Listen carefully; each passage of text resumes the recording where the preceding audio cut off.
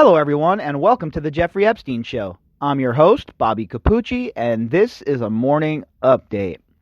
All right, folks, so we know the going theme in the Jeffrey Epstein case from all the enablers around him was, well, we didn't know what was going on. We didn't see nothing. We didn't hear anything. How are we supposed to know what Jeffrey Epstein's doing? Meanwhile, these same people are spending hours upon hours upon hours with the man. Meanwhile, these same people are still hanging out with Jeffrey Epstein after he was convicted of his disgusting crimes.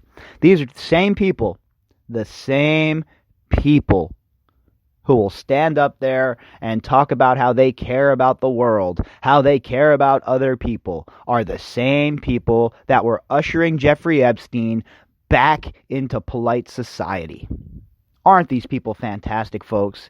And we see it over and over and over again. We see all these people that were close to Jeffrey Epstein not answer any questions or just issue flat-out ridiculous denials that we all know are BS. Especially considering a lot of the survivors have seen these people at Jeffrey Epstein's house. They have seen these people at Jeffrey Epstein's different properties. And yet nobody said anything. And yet everybody let the man get away with his reign of terror for decades. And you're going to tell me that nobody had any idea what was going on? That nobody had any clue what Jeffrey Epstein and Ghislaine Maxwell were up to? Well, I think you're all lying, okay? Nobody believes you. Nobody believes you.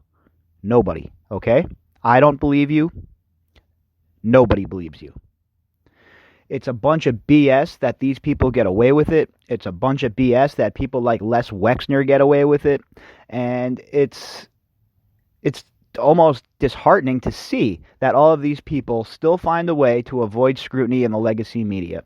The legacy media has failed these survivors over and over again. From the very first time that Jeffrey Epstein was reported by Maria Farmer, all the way down to the very last girl who was abused by Jeffrey Epstein and Ghislaine Maxwell. All of these enablers have a part in that, folks. All of them. Every single person that welcomed this man into their circle. Every single person that ran with this man. Every single person that gave this man credibility by going to his house for a dinner. Every single one of you have blood on your hands in this case. And those are just the facts, folks. All right, if you'd like to contact me, you could do that at bobbycapucci@protonmail.com. That's BOBBYCAPUCCI@protonmail.com. This article that we're going to read this morning is an article about the St. Thomas residence and how it was kind of an unspoken secret what Jeffrey Epstein was up to. And this is just more context for you to see that people truly understood what Epstein was doing, and the fear that the man inspired in people because of his connections and because of the way he could ruin their lives was unprecedented. This man had a reign of terror for decades, and nobody had the courage to stand up to him except, you ready, folks? Except the survivors of his disgustingness. Okay, they're the only people that had the courage to stand up to try and help girls in the future that would come into contact with this man. You know, these survivors are the heroes of this story, folks. Let's not forget that. Let's not forget the heroes of this story. Virginia Roberts, okay, Maria Farmer, Annie Farmer. Let's not forget the heroes. They're the ones that blew the whistle. They're the ones that came forward, and they were scorned, and they were treated horribly, not only by the authorities, folks, but by the legacy media. Let's never forget that, okay? I can forgive the legacy media for a lot of things, all right? A lot of their divisiveness and their straight up lying, and okay, whatever.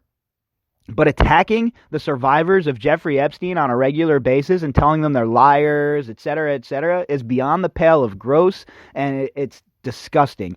And it goes to show why the legacy media is no longer the big dog in town. You see, now people don't have to go through the legacy media as an intermediary. They can take the case right to the people via social media and independent content creators. And that's the way the future's moving, and that's the way the future's going. And the legacy media is going to be in big trouble in the future, folks. That's my opinion on the situation with the legacy media. I do not think they'll keep their stranglehold on information of stories and how that information is disseminated, and we're already seeing that now. So, let's jump to the article. St. Thomas residents paint a picture of Jeffrey Epstein's life on Pedophile Island.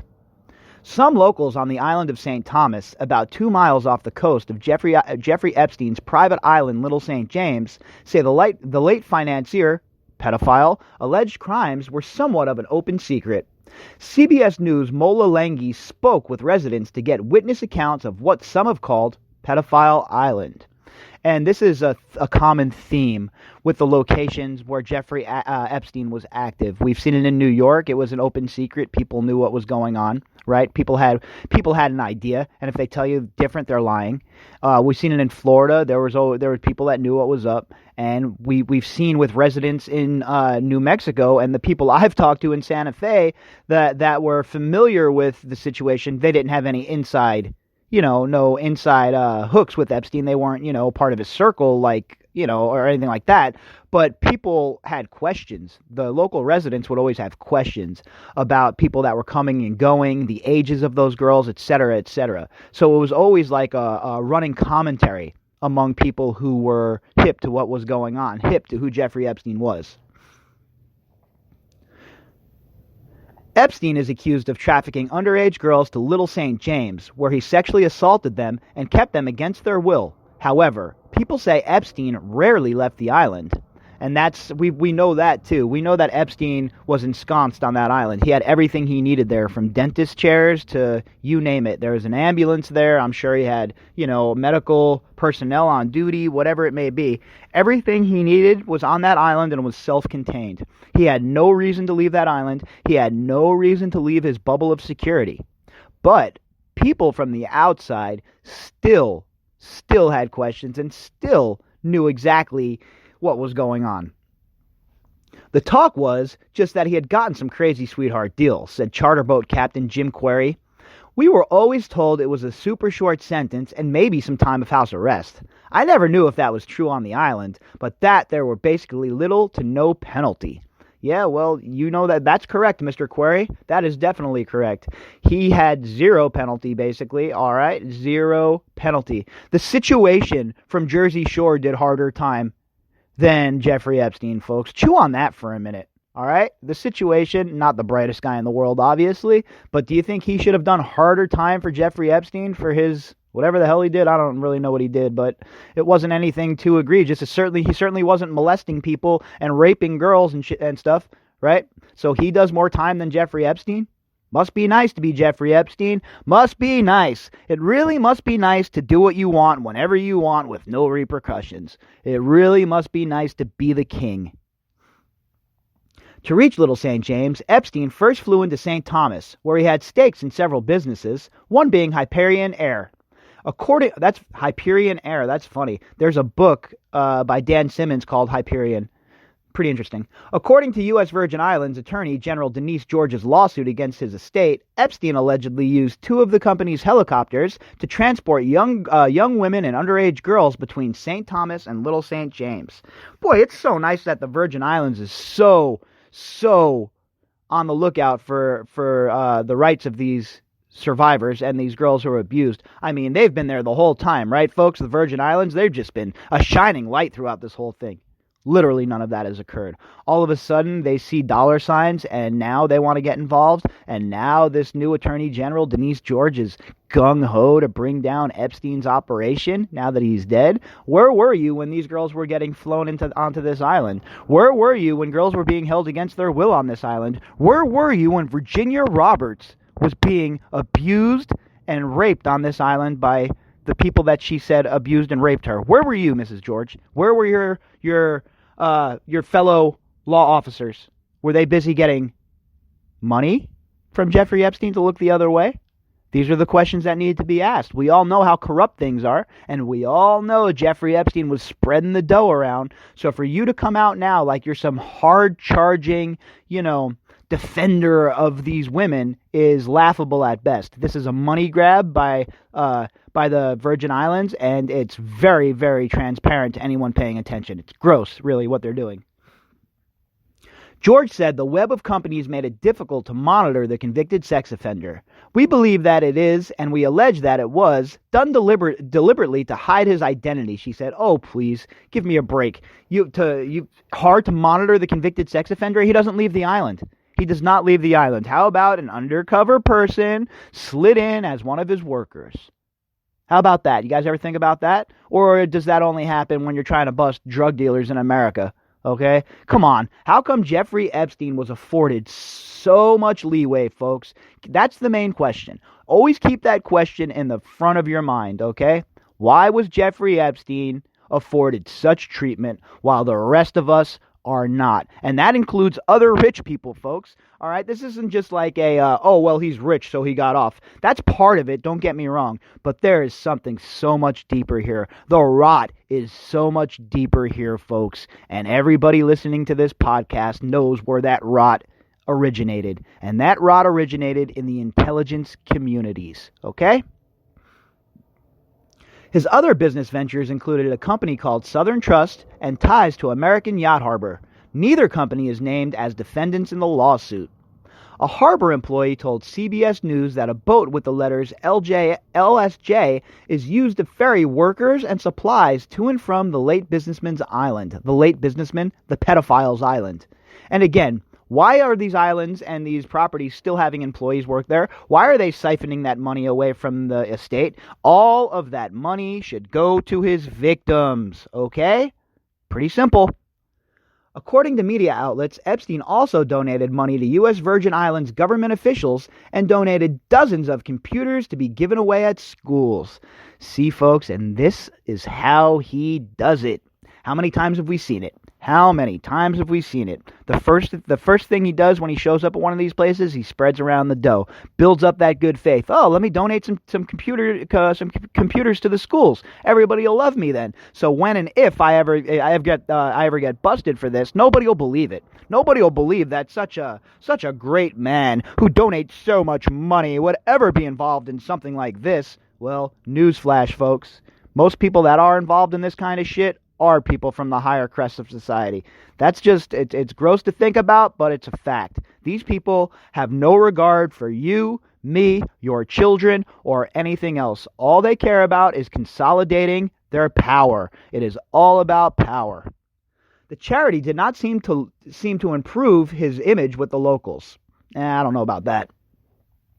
I can't comment fully on that, but definitely I do not think he was regarded as an upstanding member of the community, George explained. It was public knowledge that he was a registered sex offender. Wait, I thought nobody knew what was going on. Now it's public knowledge that he was a registered sex offender?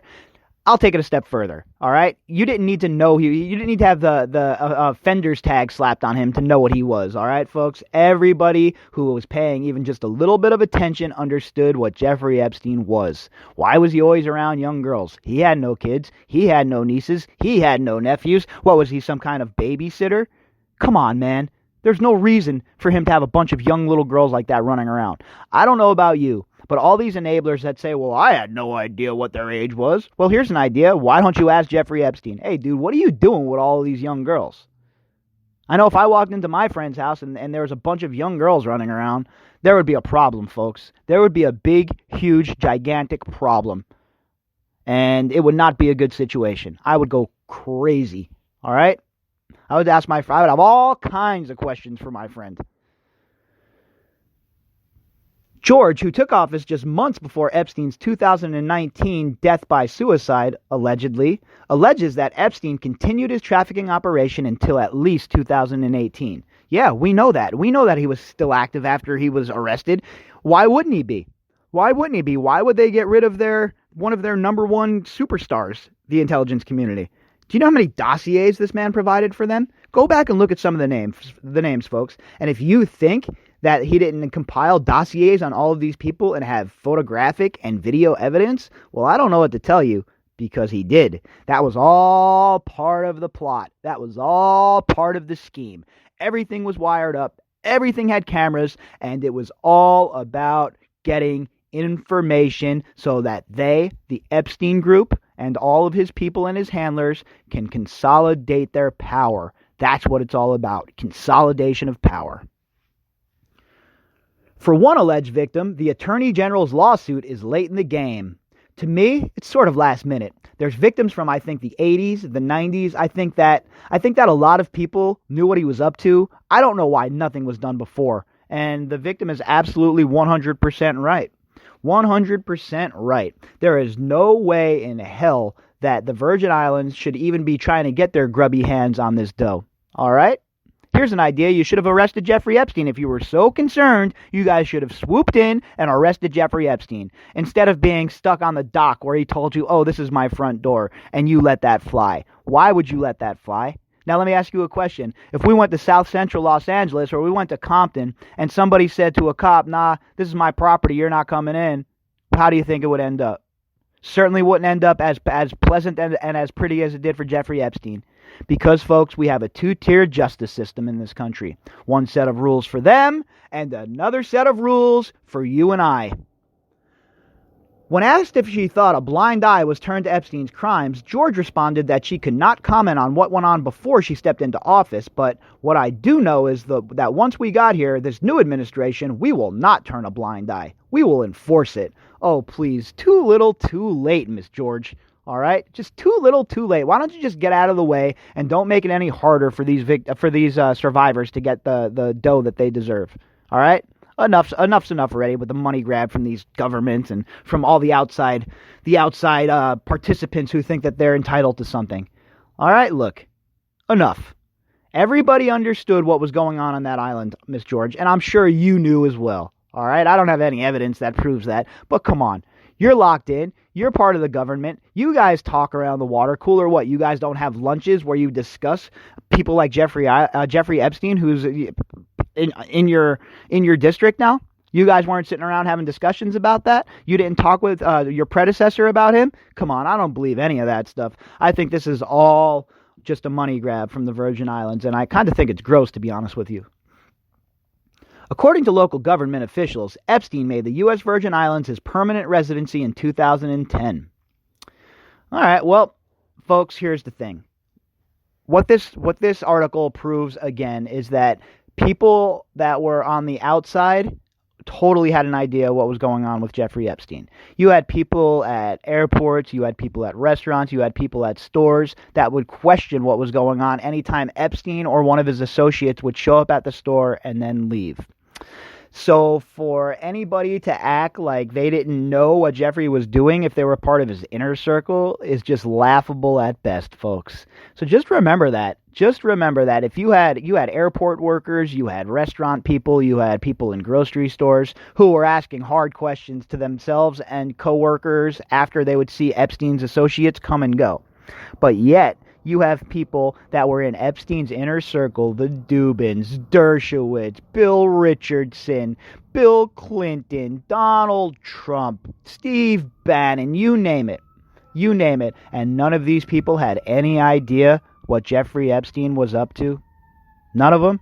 Well, how about John Kerry? There's pictures of John Kerry with at Jeffrey Epstein's. So what about John Kerry? Did he have any? Did he know? See, my point is, folks, this is so far-ranging. There are so many people involved in this, so many people that have at some point hung out with Jeffrey Epstein, that it is mind-numbing how far his tentacles were wrapped around society.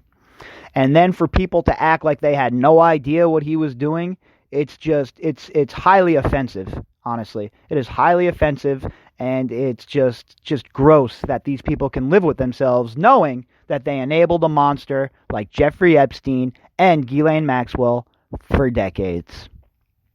All right, everybody, if you'd like to contact me, you can do that at bobbycapucci@protonmail.com. That's BOBBYCAPUCCI@protonmail.com. And if you would like to help support the podcast, you can do that by clicking on the GoFundMe link inside of the description box. All right, folks, have a great Friday, and I will talk to you later with some more stuff.